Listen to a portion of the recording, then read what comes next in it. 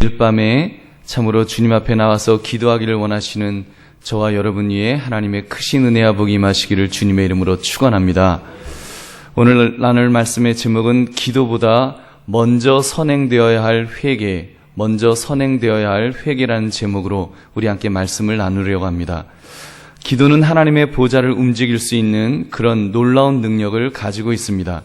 기도를 통해 하나님을 움직일 수 있다는 것은 기도야말로 위대한 축복의 통로인 줄로 믿습니다. 여러분, 엘리야 같은 사람, 우리와 성정이 같은 사람이라 그랬는데 그가 기도했더니 3년 6개월 동안 비가 오지 않았습니다. 또다시 그가 기도하였더니 다시 비가 오는 그런 놀라운 기적의 역사가 일어났습니다. 그런 모든 기적의 역사들이 바로 기도를 통해서 이렇게 나타났다고 성경은 말씀합니다. 그래서 모든 크리스찬들은 기도를 해왔고 지금도 기도하고 있고 앞으로도 기도할 것입니다. 그런데 실제로 그런 기도 중에 과연 우리가 그런 능력을 체험할 때가 얼마나 있었는지요? 물론 있었을 것입니다. 그런 기도의 맛을 알기 때문에, 그런 기도의 맛이 무엇인지를 또 기대하기 때문에 우리가 소망을 가지고 기도하는 것입니다. 조지 물러 같은 사람 5만 번 그 기도 응답을 받았다고 하니 얼마나 놀라운 일입니까? 그런데 문제는 그런 능력이 나타나지 않을 때가 더 많다는 것이 문제입니다. 이 문제를 어떻게 이해하고 어떻게 해결해 나가야 되겠습니까? 여러분, 기도 자체가 능력이 없는 것일까요? 아니면 기도를 들으시는 우리 하나님께서 능력이 없으신 것일까요? 아니면 나의 기도가 어떤 부분에 있어서 잘못된 것은 없는지요? 이 세 가지의 의심을 던져볼 때 우리가 진정 점검할 수 있는 부분이 있다면 이 세 번째 질문이 될 것입니다. 내 기도 중에 문제가 되는 부분은 혹시 없는가? 여러분, 우리는 오늘 본문에서 그 단서를 찾을 수가 있습니다. 기도가 응답되지 않는 여러 가지 그런 이유들이 있겠지만 그 중에 하나의 단서를 우리가 찾을 수 있다는 것입니다. 오늘 본문은 다윗이 밧세바와 동침한 후에 선지자 나단이 왔을 때 만들었던 시라고 기록하고 있습니다. 한마디로 회개의 시입니다. 그런데 이 내용을 보면 다윗은 자기의 죄 고백을 우선적으로 하고 있습니다. 우리 1절 2절 말씀 함께 다시 읽겠습니다. 시작. 하나님이여, 주의 인자를 따라 내게 은혜를 베푸시며 주의 많은 긍휼을 따라 내 죄악을 지워주소서. 나의 죄악을 맑게 씻으시며 나의 죄를 깨끗이 제하소서. 아멘. 우리가 전체적으로 시간이 많이 가기 때문에 다 읽지는 못했지만 자기의 죄를 지어달라는, 이 용서해달라는 기도를 다윗은 간절히 하고 있는 것입니다. 이렇게 용서를 구하는 분위기는 시편 51편 전체에 깔려있는 사상입니다. 자기의 죄를 용서해달라고, 그 죄악을 제거해달라는 그 기도를 그는 계속해서 드립니다. 다윗이 왜 이렇게 간절하게 이 죄 용서의 기도를 이렇게 길게, 다 읽기도 힘들 정도로 이렇게 길게 간절하게 지속적으로 하고 있는 것일까요? 여러분, 그것은 바로 다윗이 하나님께서 죄악에 대해 어떠한 마음을 가지고 있는가를 누구보다도 잘 깨달았기 때문입니다. 그는 하나님의 마음을 알았습니다. 다윗의 깨달음을 보십시오. 16절부터 보면 하나님은 제사를 기뻐하지 않으신다, 번제를 기뻐하지 않으신다라고 말씀합니다. 만약 죄악이 있다면 그런 제사, 그런 번제는 기뻐하지 않으신다, 안 기뻐하신다, 그는 분명하게 말하고 있습니다. 그렇다면 하나님이 진정 원하시는 것이 무엇인가요? 그가 계속해서 하는 말씀은 그것은 바로 상한 심령을 원하신다라고 말합니다. 통회하는 마음을 원하신다라고 말합니다. 여러분, 이 고백은 그냥 이론적으로 나온 말이 아닙니다. 다윗의 삶의 체험 속에서 그는 이 고백을 지금 하고 있는 것입니다. 다윗에게 하나님이 여러분 얼마나 소중한 존재였겠습니까? 하나님이 계심으로 그는 담대할 수 있었고, 하나님이 계심으로 그가 왕이 될 수까지 되는 것까지 그렇게 가능하였습니다. 그리고 하나님의 계심으로 그의 왕위 역시도 영원히 세워질 수 있을 것입니다. 그런데 다윗이 어느 날 범죄를 했습니다. 여러분이 잘 아는 밧세바와의 이 범죄, 하나님 앞에서 가증한 죄를 범한 것입니다. 물론 그때까지 사람들은 아무도 몰랐습니다. 다윗과 하나님만 아는 범죄였습니다. 저는 그때의 모습을 한번 상상해 보았습니다. 다윗이 나단 선지자가 와서 그 죄를 지적하기 전까지 다윗이 얼마나 힘들었을까? 영적 갈등이 얼마나 심하였을까를 한번 생각해 봤습니다. 다윗이라는 인물은 여러분 죄에 익숙해 있던 사람이 아니었습니다. 그는 하나님 앞에서 정결한 삶을 살았던 사람입니다. 그는 하나님과 동행하는 사람이라고 말할 수 있을 정도로 그는 죄로부터 멀리 떨어져 있었던 거룩한 삶을 살던 사람이었습니다. 그런데 그 죄를 범하고 나자 이제 다윗의 삶이 다른 외적인 모습은 변한 것이 없지만 그의 신앙생활에 있어서 그는 극적인 변화를 경험하였을 것입니다. 모든 것이 답답했을 것입니다.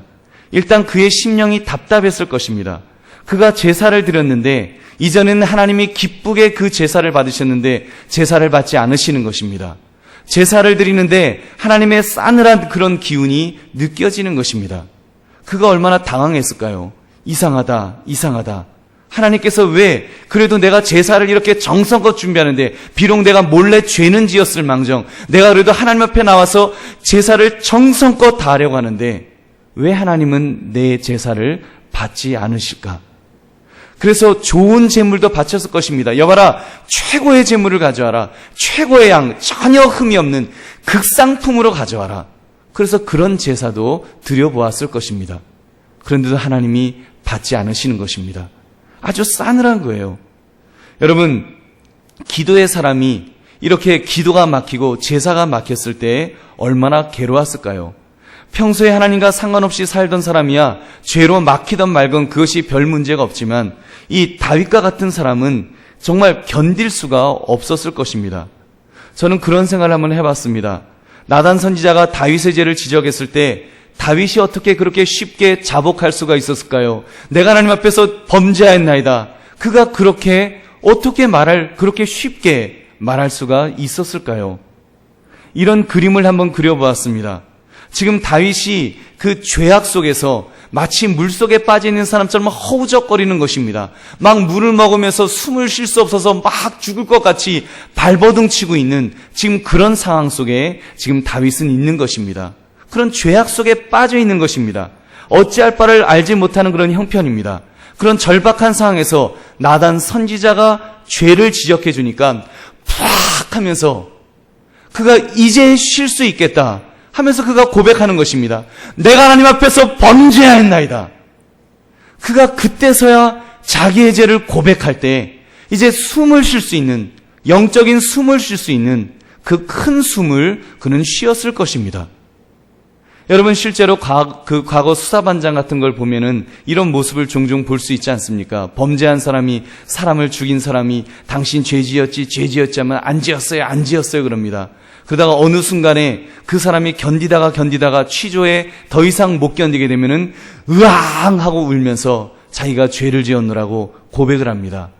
그러면서 죄를 고백하면서 그들의 그 표정이나 그들의 그 말은 이제 마음이 시원하다고, 다 털어놓고 났더니 이제 내 마음이 시원하다고 그런 고백하는 것을 여러분 기억할 것입니다. 지금 다윗은 그런 체험을 하면서 지금 이 간증을 시편 51편을 쓰고 있는 것입니다.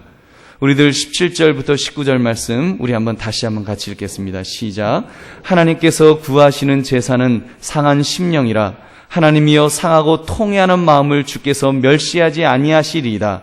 주의 은택으로 시온의 선을 행하시고 예루살렘 성을 쌓으소서. 그때 주께서 의로운 제사와 번제와 온전한 번제를 기뻐하시리니 그때 그들이 수소를 주의 제단에 드리리이다. 아멘. 다윗이 그전에는 하나님과 도저히 안 되었는데 자기가 상한 심령이 되어서 하나님 앞에 무릎을 꿇고 그 죄 고백을 한 이후에 나단 선지자 앞에서 내가 하나님 앞에 죄를 지었나이다, 범죄했습니다 고백한 이후에 그가 상한 심령이 되어서 하나님 앞에 통회하고 자복할 때 하나님이 그를 버리지 않으셨다는 것입니다. 그전에는 아주 극상품의 제사를 드려도 하나님이 받지 않으셨는데 이제는 눈물만 뚝뚝 흘려도 하나님이 기뻐하시는 것입니다. 하나님이 그 기도를 들으시는 것입니다. 지금 다윗이 그것을 느끼는 거예요. 그러면서 자기가 이제는 의로운 제사와 번제와 온전한 번제를 기뻐하시니 이제 수소를 주의 제단에 드립니다. 이제 제단에 드리니까 하나님이 자기의 제사를, 자기의 기도를 받으셨노라고 그는 고백하고 있는 것입니다. 여러분, 얼마나 이 귀한 모습입니까? 사랑하는 성도들이요, 우리는 오늘 말씀을 통해서 우리가 하나님 앞에 기도하기 전에 먼저 선행되어야 될 것이 무엇인가를 우리는 짚고 넘어가야 되겠습니다. 그것은 바로 회개입니다. 여러분, 회개하는 마음이 우리에게 있어야 될 줄로 믿습니다. 내가 만약 회개할 죄를 가지고 있으면서 우리가 하나님 앞에서 멋진 미사여구를 가지고 아무리 우리가 기도를 드린들, 장장의 기도를 드린들 우리 하나님이 받으시겠습니까? 기도는 향기로운 제사라 그랬는데, 여러분, 그 향이 되어서 하늘로 올라가야 되는데 죄가 묻어있는 그 기도가 올라갈 수가 있겠냐는 것입니다. 여러분, 이미 하늘에, 천국에 그 필터에 걸리는 거예요. 올라가려다가 걸려서 올라가지를 못하는, 나의 기도가 올라가지를 못하는 그런 안타까움이 있다면 안 되지 않겠습니까? 여러분, 우리가 오늘 이 밤에 밤새도록 기도한다고 할지라도 죄악의 문제가 먼저 해결되지 않는다면 여러분, 아무 소용이 없는 것입니다. 이 사실을 우리는 예레미야의 고백을 통해서 발견할 수 있습니다. 하나님께서 어떤 사람의 기도는 차라리 하지 못하게 해라, 차라리 그 사람 보고 기도하지 말라고 하라고 우리 하나님은 그렇게까지 말씀하십니다. 상상해 보십시오. 지금 우리가 이렇게 기도하려고 이 금요기도에 나왔는데 하나님께서 아무개는 아직 회개하지 않았으니 아무개는 차라리 기도하지 않았으면 좋겠다. 우리 하나님이 만약에 나를 향하여 그렇게 말씀하신다면 여러분, 얼마나 안타깝겠습니까? 우리가 피곤한 중에 이 자리에 나왔는데 내 기도가 하나님이 듣지 않으시겠다고 말씀하신다면 얼마나 안타깝겠냐는 것입니다. 하나님은 근데 실제로 그렇게 말씀을 하셨습니다. 예레미야 7장 16절 말씀. 그런즉 너는 이 백성을 위하여 기도하지 말라. 그들을 위하여 부르짖어 구하지 말라. 내게 간구하지 말라. 내가 내게서 듣지 아니하리라. 이 백성이 회개하지 않으니까 하나님께서 예레미야 선지자를 통해서 회개하라고 하는데도 회개하지 않고 강팍한 마음을 가지니까 지금 하나님께서 예레미야 선지자에게 말하는 것입니다. 너 차라리 저들을 위해서 기도하지 마라. 나 안 들을 거다. 안 들을 거라고 말씀하신다는 것입니다. 이사야 선지자도 예레미야 선지자와 비슷한 말씀을 강조하고 있습니다. 이사야 1장 13절부터 15절 말씀 우리 한번 같이 읽겠습니다. 시작. 헛된 재물을 다시 가져오지 말라. 분향은 내가 가증히 여기는 바요. 월삭과 안식일과 대회로 모이는 것도 그러하니 성회와 아울러 악을 행하는 것을 내가 견디지 못하겠노라. 내 마음이 너희의 월삭과 정한 절기를 싫어하나니 그것이 내게 무거운 짐이라. 내가 지기에 곤비하였느니라. 너희가 손을 펼 때에 내가 내 눈을 너희에게서 가리고 너희가 많이 기도할지라도 내가 듣지 아니하리니 이는 너희의 손에 피가 가득함이라. 아멘. 여러분, 얼마나 무서운 말씀입니까? 우리가 지난 주일날 와서 예배를 드렸고 수요일도 예배를 드리고 새벽 제단도 쌓고 있는데 여러분, 우리가 그렇게 예배를 드리는 중에 또한 우리가 악을 행하고 있다면, 우리가 여전히 반복적인 악을 행하면서 여전히 하나님 앞에 예배드리고 기도하는 것과 그리고 악을 행하는 것이 같이 병존해 가고 있다면 여러분, 우리 하나님은 안 들으신다고 말씀하십니다. 너희가 손을 펼 때 내가 눈을 차라리 가리리라. 눈을 가리시겠다는 거예요. 아무리 너희가 많이 기도할지라도 내가 듣지 아니하리니 이는 너희의 손에 피가 가득함이라. 우리의 마음에 죄가 있다면 우리가 회개하지 않은 심령을 가지고 하나님 앞에 그렇게 기도한다면 우리 하나님은 듣지 않으시겠노라고 분명하게 말씀하고 있습니다. 여러분, 이렇게 예레미야서나 이사야서를 읽어보면 하나님께서 미워하시는 것이 무엇인지를 우리는 알게 됩니다. 하나님께서 제일 미워하시는 것은 바로 죄라는 사실입니다. 여러분, 죄라고 하는 것, 하나님께서 그 죄를 보실 때 하나님은 견디지 못하실 정도로 분노하시며 진노하신다는 것입니다. 여러분, 그러나 한 가지 우리가 기억해야 될 것은 하나님께서 죄를 지은 사람까지 미워하실까요? 여러분, 우리가 죄는 하나님이 분명히 미워하시는 줄 아는데 하나님이 우리 죄를 지은 사람까지 미워하실까요? 저는 아니라고 믿습니다. 우리말에도 있잖아요. 죄는 미워하되 사람은 미워하지 말라고. 사람도 그런 말을 하는데 자비하신 하나님께서 여러분, 죄를 지은 사람까지 미워하실까요? 만약에 죄를 지은 사람까지 미워하셨다면 저나 여러분이나 이 자리에 있을 수 없을 것입니다. 우리는 죽어도 벌써 몇천 배, 몇만 번 우리는 이미 죽었어야 마땅한 그런 죄인이라는 사실입니다. 여러분, 그런데 죄 지은 사람 중에 하나님이 미워하시는 사람이 있습니다. 하나님이 가증히 여기시는 사람이 있습니다.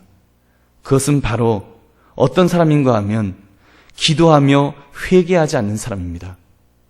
기도한다고 하면서 회개하지 않는다면, 하나님 앞에 기도하는 자라고 하면서 회개하는 마음이 없다면 하나님은 그 사람을 가증히 여기실 것입니다. 하나님이 보시기에 얼마나 가증하겠습니까?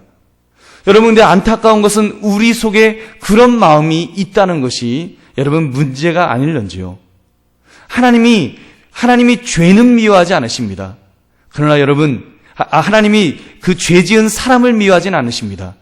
그러나 우리가 그 죄를 회개하지 않을 때, 그것도 기도한다는 사람이 회개하지 않을 때, 하나님은 그 사람은 참으로 미워하신다는 사실입니다. 그러므로 여러분, 우리는 하나님이 원하시는 것을 분명히 알고 우리가 고쳐야 될 줄로 믿습니다. 우리 하나님은 우리가 빨리 회개하고 돌아오기를 원하십니다. 요한일서 1장 9절 말씀, 만일 우리가 죄를 자백하면 그는 미쁘시고 의로우사 우리 죄를 사하시며 우리를 모든 불의에서 깨끗하게 하실 것이요. 아멘. 여러분, 시편 103편 12절부터 14절 말씀 우리 같이 읽어보겠습니다. 시작. 동이 서에서 먼 것 같이 우리의 죄가를 우리에게서 멀리 옮기셨으며 아버지가 자식을 긍휼히 여김같이 여호와께서는 자기를 경외하는 자를 긍휼히 여기시나니 이는 그가 우리의 체질을 아시며 우리가 단지 먼지뿐임을 기억하심이로다. 아멘. 여러분, 하나님은 우리를 이렇게 용서해 주시기를 원하신다는 것입니다. 여러분, 하나님이 우리를 얼마나 용서하기를 원하시고 우리의 체질까지 아시기 때문에, 우리가 죄 지을 수뿐이 없는 연약함을 아시기 때문에 하나님은 우리의 죄를 용서하기를 기뻐하신다는 것입니다. 동이 서에서 먼 것처럼 아예 기억도 하지 않으신다라고 그렇게 말씀하십니다. 그런데 여러분, 문제는 우리가 그 사실을 알면서도 회개하지 않는 부분이 있다는 것입니다. 여기 앉아 계신 분들이 우리가 전혀 회개하지 않고 산다, 그렇지는 않을 거예요. 저도 그렇고 여러분도 그렇고 우리가 회개하지 않고 살게 하겠습니까? 회개는 하겠죠. 근데 문제는 하나님 앞에 나와서 정말 기도할 수 있을 만큼 완전히 회개하지 못하는, 어떤 경우는 의식적으로 남겨놓은 죄가 있는데도 알면서도 우리가 회개하지 않고 있는 것이 문제라는 것입니다. 여러분, 그 중에 특별히 여러분, 저는 그런 생각을 해봤습니다. 우리가 회개하지 않는 그런 죄 중에 여러분, 관계에 대한 죄는 없는지요? 관계에 대한 죄, 사람과 사람 사이의 관계에 대한 죄 말입니다. 여러분, 이 밤에 우리가 좀 결단했으면 좋겠습니다. 오늘 말씀을 가지고 내 마음속에 그런 결단이 있었으면 좋겠습니다. 제가 이 앞부분에서 말씀을 통해서 이 죄가 하나님이 얼마나 미워하시고, 특별히 기도하는 사람이 죄를 범하고 그 죄를 회개하지 않고 가지고 있을 때 하나님이 얼마나 가증히 여기신다는 것을 강조하는 이유는 우리가 워낙 강팍해 있기 때문에, 특별히 관계에 대한 죄에 있어서 우리가 강팍해 있기 때문에 말씀을 드리는 것입니다. 누군가 싸운 적은 없으신지요? 누군가 다투어서 지금 누군가 미워하면서 서로 미워하는 관계로, 어그러진 관계로 있는 분은 없느냐는 것입니다. 여러분, 그 부분에 있어서 내가 그냥 접어두고 있다면, 그 정도 죄는 괜찮지 미운 거예요. 싸우면서 감정적으로 상한 것입니다. 내 마음이 상해 있는 거예요.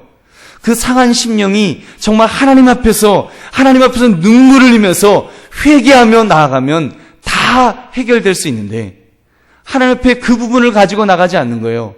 그냥 상한 심령으로 그거를 꽉 가지고 그냥 내 마음속에 이를 악물고 가지고 있는 거예요. 그리고 용서하지 않고, 용서를 구하지 않고 그 죄를 그냥 덮어버린, 그래서 그것이 그냥 앙금이 되어서 우리의 마음 깊은 속에 그냥 가라앉아 버린 그런 죄악은 없느냐는 것입니다. 사랑하는 성도들이요, 만약에 우리가 그런 죄가 있다면 주님 앞에 회개해야 됩니다. 그리고 그 죄를 주님 앞에 고백해야 됩니다. 그래서 여러분, 그 죄가 먼저 용서함 받아서 여러분, 용서받을 수 있어요. 충분히 용서받을 수 있습니다. 우리 하나님께서 용서해주지 못하실 죄가 없습니다. 마찬가지로 우리도 용서 못할 죄가 뭐가 있습니까? 그냥 조금 감정적으로 상해 있는 거예요. 감정적으로 화가 나 있는 거예요. 그것 때문에 화해하지 못하고 있다면 우리 하나님께서 나의 기도를 기뻐 받으시겠냐는 것입니다.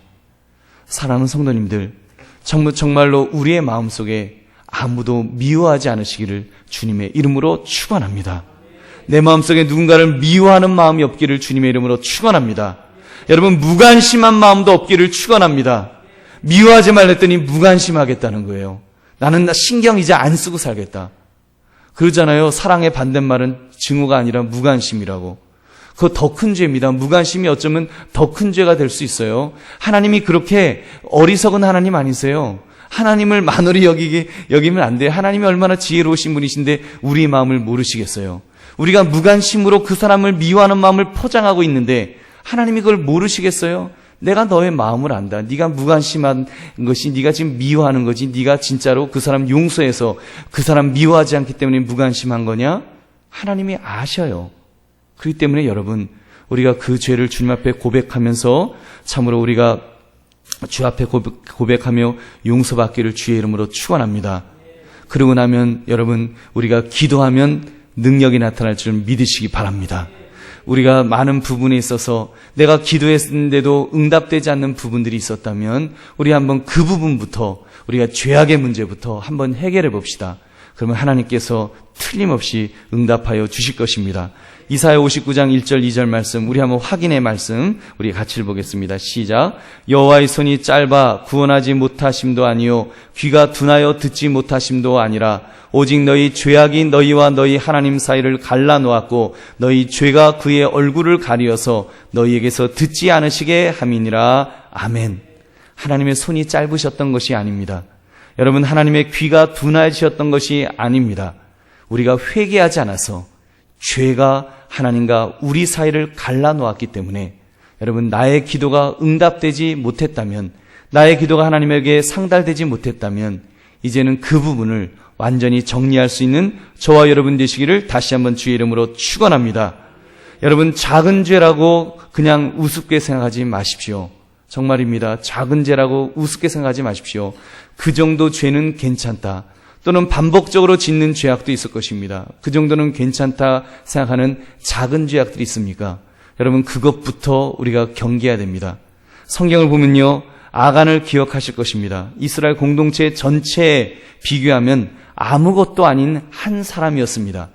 여러분, 그런데 알려진 인물도 아니고 별 볼 일 없는 인물이었는데 옷 몇 벌 훔친 죄악이 그 공동체 안에 들어갈 때 그들에게 어떤 일이 일어났습니까? 여러분, 아이성이라고 하는 작은 성을 공격하는데 계속해서 패배하였습니다. 이길 수가 없었습니다. 그들이 그 전에 하나님 앞에 기도했을 때, 하나님의 능력을 받았을 때는 그 거대한 성 여리고 성도 그들이 칼 한 번 휘두르지 않고도 무너뜨리는 그런 놀라운 기적을 체험했던 사람들입니다. 근데 이제는 하나님의 능력은 고사하고 자기들의 능력으로도 일상적인 자기들의 힘조차도 발휘할 수 없게 되었습니다. 왜요? 죄악이 있었을 때, 기도하는 공동체, 하나님 앞에 믿음의 공동체가 죄악을 가지고 있었을 때 하나님께서 막으셨다는 것입니다. 그냥 기도 응답이 안 되는 것이 아니라 내 일반적인 내 능력조차도 발휘할 수 없는 그런 여러분 막힘이 있다는 것을 우리는 분명히 기억해야 됩니다. 그러므로 사랑하는 성도들이여, 우리는 참으로 주님 앞에 결단합시다. 주여, 내 안에 있는 죄악들, 특별히 기도하면서 기도와 같이 병행하는 공존에 있는 죄악이 있다면 하나님 이 죄악을 제거하게 하여 주시옵소서. 십자가의 볼로 씻어 주옵소서. 정결케 해주셔서 깨끗한 마음으로 주님 앞에 나가서 기도할 수 있게 해달라고 여러분 간구하시는 저와 여러분 되시기를 주의 이름으로 축원합니다. 그러면 틀림없이 능력이 나타날 것입니다. 요한일서 3장 22절은 분명히 말씀합니다. 무엇이든지 구하는 바를 그에게서 받나니 이는 우리가 그의 계명을 지키고 그 앞에서 기뻐하시는 것을 행함이라. 여러분, 다시 말하면요, 우리가 하나님의 뜻대로 살아가면, 하나님 기뻐하시는 모습으로 살아가면 우리가 무엇인지 구하든지 주께서 받게 해주신다고 약속하여 주셨습니다. 야고보서 5장 16절 말씀, 그러므로 너희 죄를 서로 고백하며 병이 낫기를 위하여 서로 기도하라. 의인의 간구는 역사는 힘이 크니라. 아멘. 여러분, 우리가 회개하면 의인의 간구가 될 수 있는 줄로 믿습니다. 우리가 어떤 의를 행했기 때문에 의로운 것이 아니라 우리가 예수의 십자가 보혈로 한 죄라도 숨겨진 죄악이 없이 우리의 심령이 주 앞에 깨끗하여지면, 깨끗한 심령으로 주님 앞에 기도하면 하나님께서는 의인의 간구는 역사는 힘이 있다라고 말씀하였습니다. 그런 역사는 힘을 우리가 체험할 수 있는 저와 여러분 되시기를 주님의 이름으로 축원합니다. 우리 함께 우리 279장 인내하신 구세주여 우리 찬송 부르면서